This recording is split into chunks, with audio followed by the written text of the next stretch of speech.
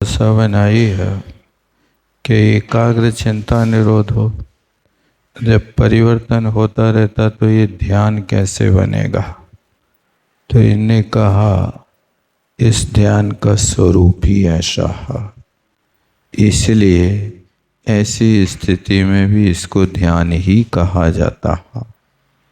अकस्मात 25 पृष्ठ पर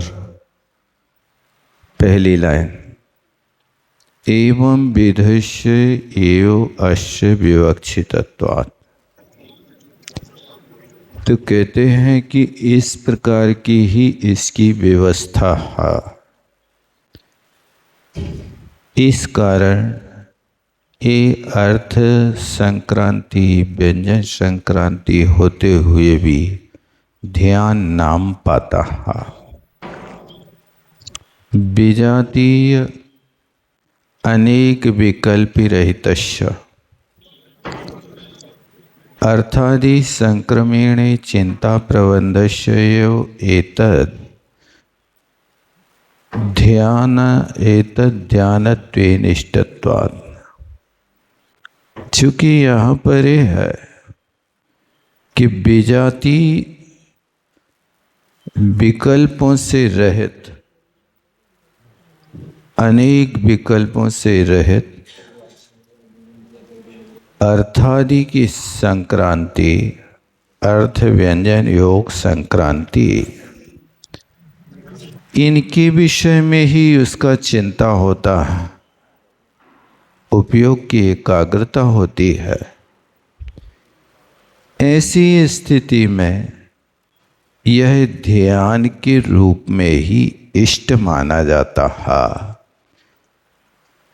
अथवा यानी विजातीय पदार्थ छोड़ दिए, आर्त रौद्र ध्यान की भूमिका से ऊपर उठ गए, तो ये जो ध्यान होगा संक्रांति होते हुए भी इसको ध्यान की भूमिका में लेंगे। अथवा द्रव्य पर्यायात्मनो वस्तुना एकत्वात् सामान्य रूपतया व्यंजनस्य योगानाम च एकीकरणात् एकार्थ चिंता निरोधोपि घटते। फिर कहते हैं कि द्रव्य पर्यायात्मक वस्तु का एक पना होने से, सामान्य से, वो व्यंजन का, योगों का, इसमें एक रूप हो जाना, इसका नाम अर्थ की चिंता का निरोध भी घटित होता है। कहने का मतलब है कि यहाँ द्रव्य पर्यायात्मक दोनों को एक रूप से ग्रहण कर रहा है।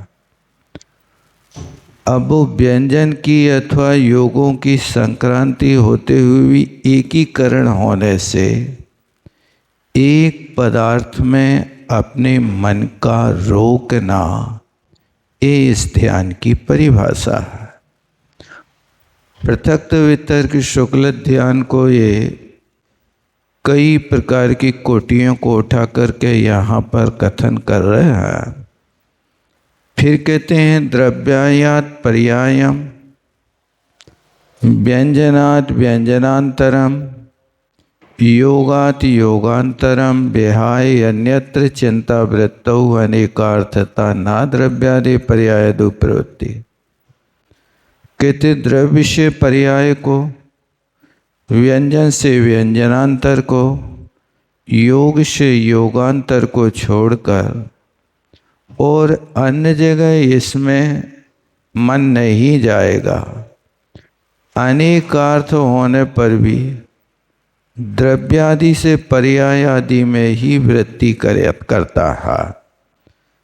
द्रव्य को पकड़े अथवा पर्याय को पकड़े तो पर्याय भी जो है एक द्रव्य की वाची हुआ करती है। पज्य विदितम दब्बम, दव्य विदिताय पज्यम नत्थि। इसलिए कोई पर्याय को ग्रहण कर रहा है माने द्रव्य को भी अपन स्वीकार कर सकते हैं कि ये द्रव्य को ग्रहण कर रहा है। मतलब ये है कि यहाँ पर तो पृथक पृथक बता रहे थे, अब पृथक पृथक ना बता करके यदि सबके समुदाय को ग्रहण करता है तो भी वो वहाँ पृथक तो वितर्क शुक्ल ध्यान ही माना जाएगा।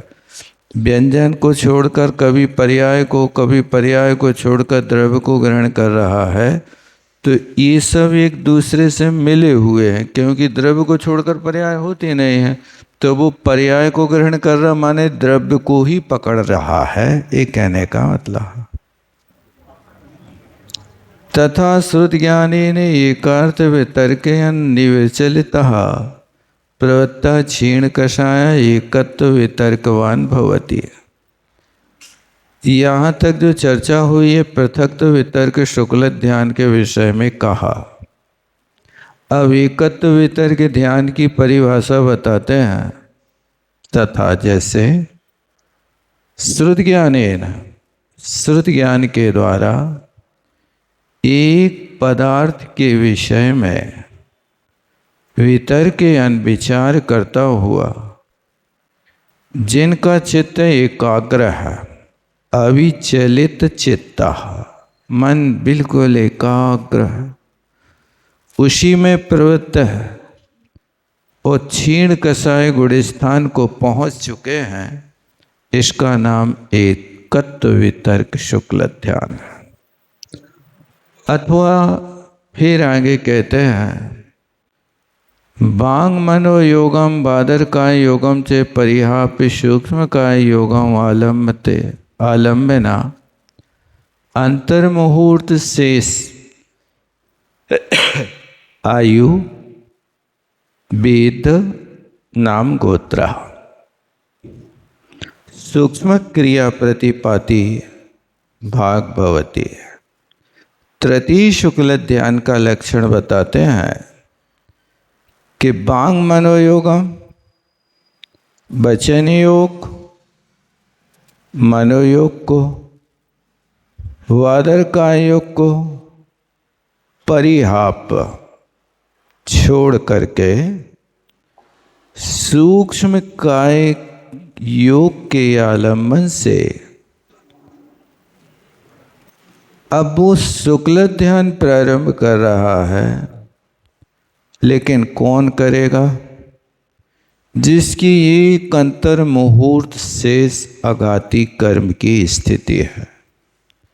आयु कर्म, वेदनीय कर्म, नाम कर्म और गोत्र कर्म, इस क्रिया को करने का नाम तृतीय शुक्ल ध्यान, जिसका नाम सूक्ष्म क्रिया प्रतिपाति है।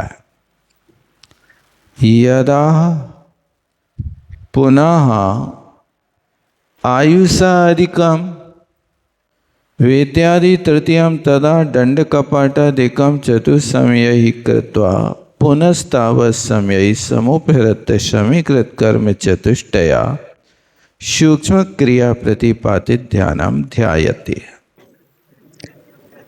कहते हैं इस शुक्ल ध्यान के विषय, उस तृतीय शुक्ल ध्यान को किस तरह से बना देते हैं? कहते आयु कर्म की स्थिति अधिक हो और वेदनी आदि तीन आघातिया की स्थिति कम हो। कहीं आता कि आयु भी कम हो, वेदनी आदि की आयु की अधिक कर रहा है, वेदनी आदि की कम कर रहा है, उल्टा हो जाएगा। आयु तो कम होती नहीं है, समझ से आयु कम थोड़ी होती। आयु से अधिक होने पर आयुष आयु पंचमी का आयु से अघातिया की स्थिति अधिक होने पर ऐसा लगा उसको। तो उस समय दंड कपाटादिकम चतुसमरे, 4 समय के लिए समुद्घात करता है प्रारंभ में, और फिर ये तो 4 समय तक प्रारंभ के विस्तार करेगा। दंड कपाट प्रतर लोक पूरण पुनः तावत समय, और फिर इसके बाद उतने ही समयों में समुपृत संकोच कर लेता है। समीकृत कर्म चतुष्टय। अब जब ये समुद्घात कर लिया तो चारों कर्मों की स्थिति समीकृत हो गई, समान हो गई। और जब समान हो गई तो इसका नाम भी सूक्ष्म क्रिया प्रतिपाती ध्यान है।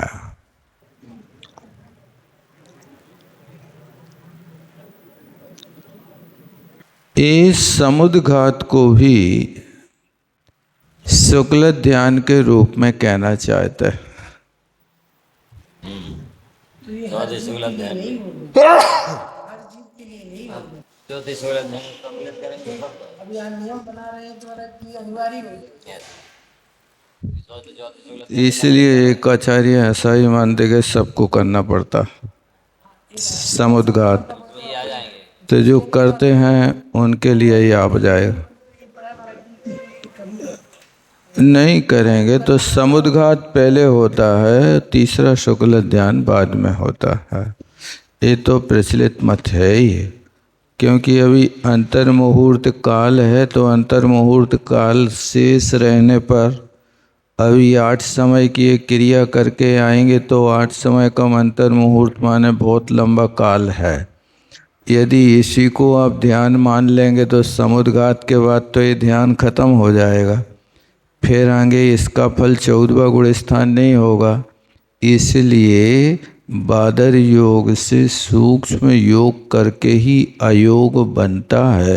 ये बात वहाँ जा कर के अभी लास्ट में समुद्घात के बाद करेंगे।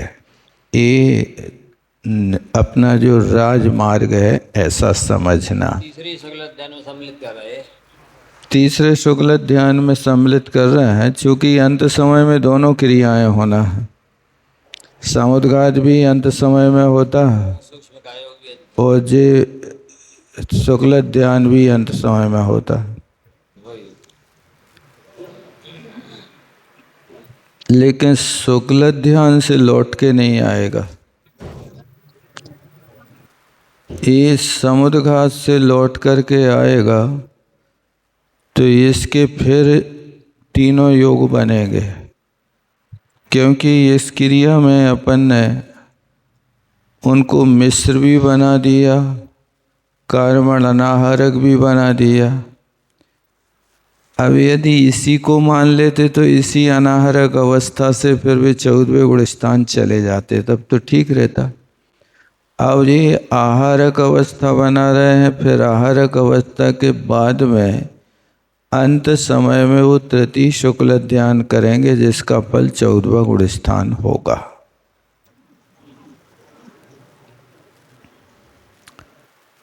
ततो अयोगिना समुच्छिन्न क्रिया निर्वृत्ति व्युपरीत क्रिया निर्वृत्ति पर नाम कम ध्यानम भवति।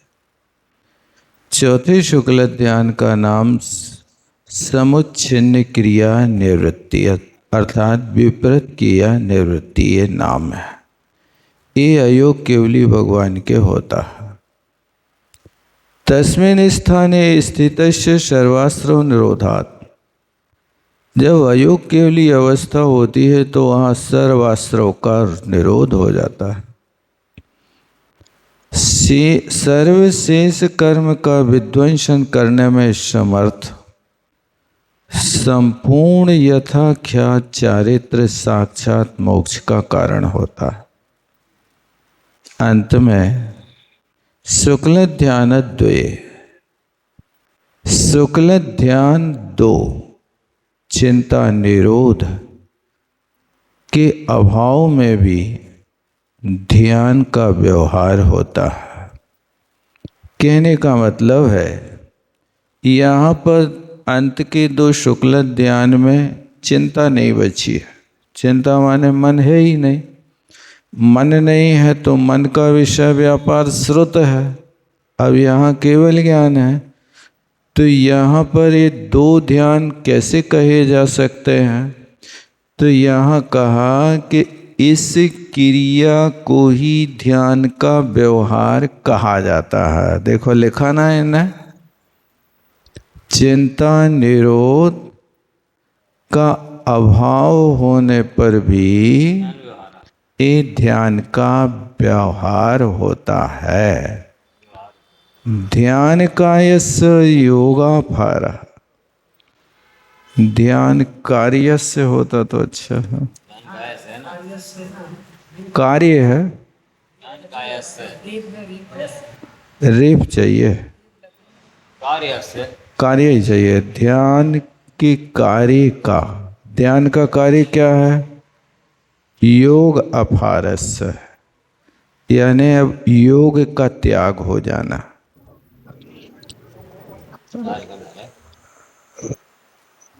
अर्थ क्या किया? काय किया कि कार्य किया?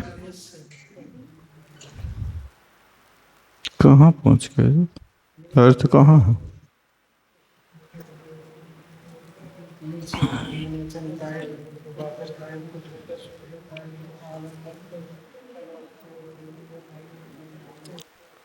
इस पेज पे आ गया है।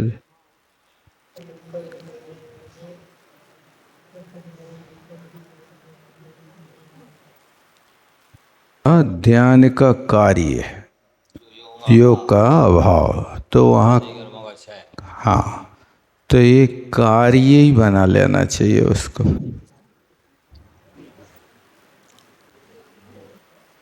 तथा साक्षात्कृत समस्त वस्तु अर्हति। इसलिए उन अनंत भगवान ने साक्षात समस्त लोक रूप वस्तु को कर लिया। ना किंचित ध्येयम अस्ति, अब उनके लिए कोई ध्यान के योग्य बचा नहीं। ध्यानम तु तत्र यस्मान कर्मणाम समानत्व करणार्थम व चेष्टा।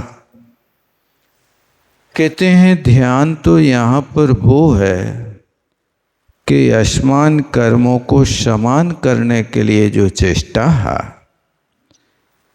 अथवा कर्म साम्य होने पर उनकी क्षय के योग्य जो समय है, अलौकिक बुद्धि, वही यहाँ पर ध्यान कही जाती है। जी, चारों कर्मों को समान करने के लिए सूक्ष्म क्रिया विधि बात है। और जो समुद्घात होगा वो इसी में होगा। नहीं, समुद्घात तो पहले होता है, बाद में नहीं होता।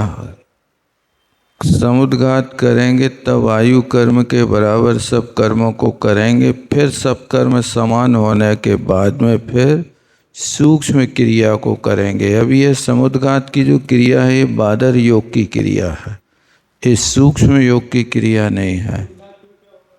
समुद्घात में जो होगा कि जो कर्मों की स्थिति अधिक है, 3 कर्मों की, उन 3 कर्मों की स्थिति को आयु कर्म के बराबर ले आएगा। जब सूक्ष्म क्रिया का प्रतिपाती का काम है कि वो अंतिम काल में वो बादर योग को करेगा, ये कर्म को करेगा। दोनों में अंतर समझो। जो तृतीय शुक्लधार्य होगा ना, वो सिर्फ योग को सूक्ष्म करता है, और जो समुद्घात होता है वो घाती अघाती कर्म को आयु कर्म के बराबर करता है। ये इनमें अंतर है। इससे दोनों चीज होती हैं कि तृतीय शुक्ल ध्यान योग को करने वाला होता सूक्ष्म, कौन? तृतीय शुक्ल ध्यान कर्म को घात करेगा, और जो यहाँ पर समुद्घात करेगा कर्म का नाश आयु के बराबर, और जो ध्यान है वो योग को हल्का करेगा, सूक्ष्म करेगा। और चौथा अभाव करेगा। चौथा तो समास्त करेगा, विपरीत क्रिया हो गया वो। सौख्यम मोहक्षयाज ज्ञानावरण दर्शनावरण क्षयाच आत्मनो दर्शनम ज्ञानम च भवति। कहते हैं मोहिनी कर्म के क्षय से हो जाने से ज्ञानावरणी दर्शनावरणी और अंतराय बाद में लिख रहा है, इनकी क्षय होने से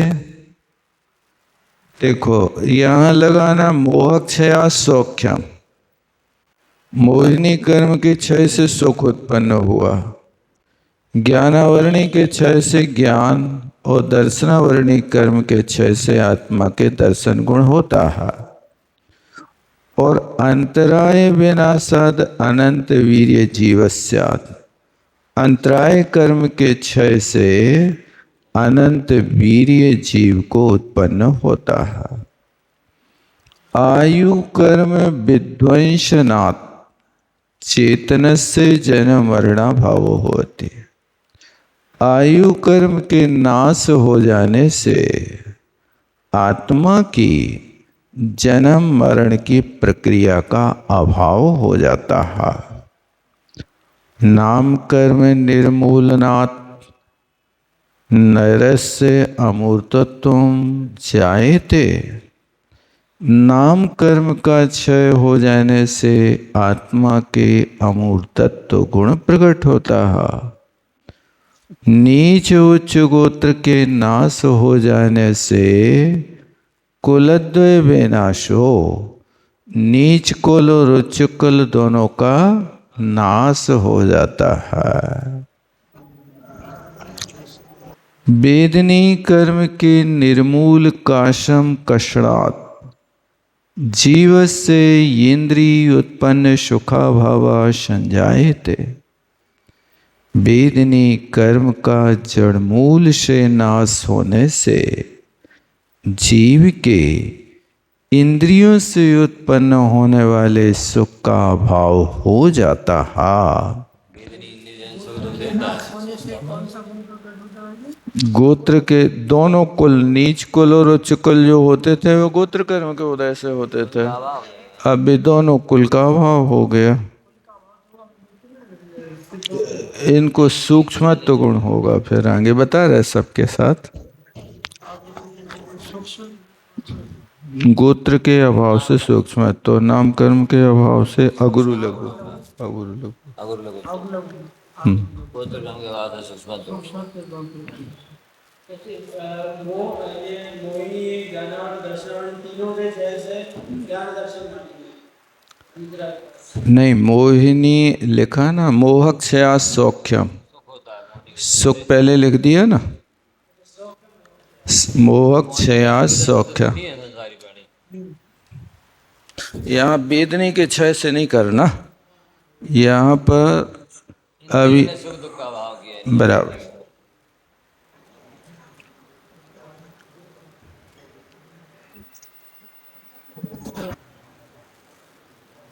एकस्मिन् इष्टे वस्तुनि निश्चला मतिर्ध्यान,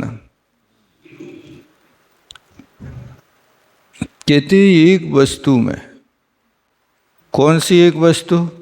इष्ट वस्तु में, मतलब जिसको आप चाह रहे वो इष्ट वस्तु, उसमें निश्चल वृत्ति होने का नाम, ये मति होना, इसका नाम ध्यान है।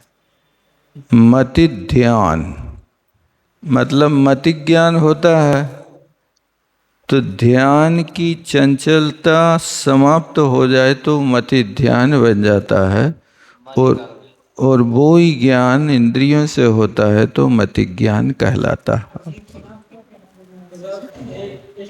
मति है ना, मन लेना है, हाँ, मन का एकाग्र हो जाए। पुनः कहाँ पढ़ रहे अब भैया? जे तो यहाँ 8 कर्मों का क्षय करने पर वहाँ पर ये आपको गुण बताया है। अब नीचे और अब जो अपन ने 16 प्रकार के ध्यान पढ़े ना, उनकी अब घुमा करके चर्चा कर रहा है। जो शुक्ल ध्यान का विषय हो गया यहाँ तक। ये ज्ञान लेखा ज्ञान प्रवृत्ति है ना? एक धारावाहिक हिंदी पढ़ लेंगे किसी को ध्यान में भी। हाँ पढ़ लेते हैं, इसको पूरा कर लें क्या?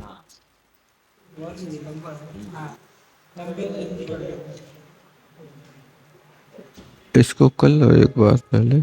मति ध्यान आर्तरोद्र धर्मापेक्षा तो मति चंचला अशुभा शुभास वासा भावना कथते। आर्तरोद्र धर्म की अपेक्षा से जो मति चंचल होती है, अशो अथवा सुहरूप होती है, उसकी भावना को कहते हैं चित्तम चिंतनम अनेक नय युक्त अनुप्रेक्षणम ख्यानम श्रुति ज्ञान ख्यापनम श्रुति ज्ञान पदालोचनम या कथ्यते न तो ध्यानम। कहते चित्तम चिंतनम, क्या चिंतन है? अनेक नयों से युक्तियों के माध्यम से जो बार बार अनुप्रेक्षा की जाती है, उसके माध्यम से जो कथन किया जाता है, उस श्रुति ज्ञान रूप पद के आलोचन कहे जाते, माने श्रुति ज्ञान का नेत्र कहा जाता है, उसको ध्यान नहीं कहते हैं। मति ज्ञान श्रुति ज्ञान की ये परिभाषा बनाई है। ठीक, हिंदी पढ़ लो ये हमारा इसके हिंदी पढ़ ले।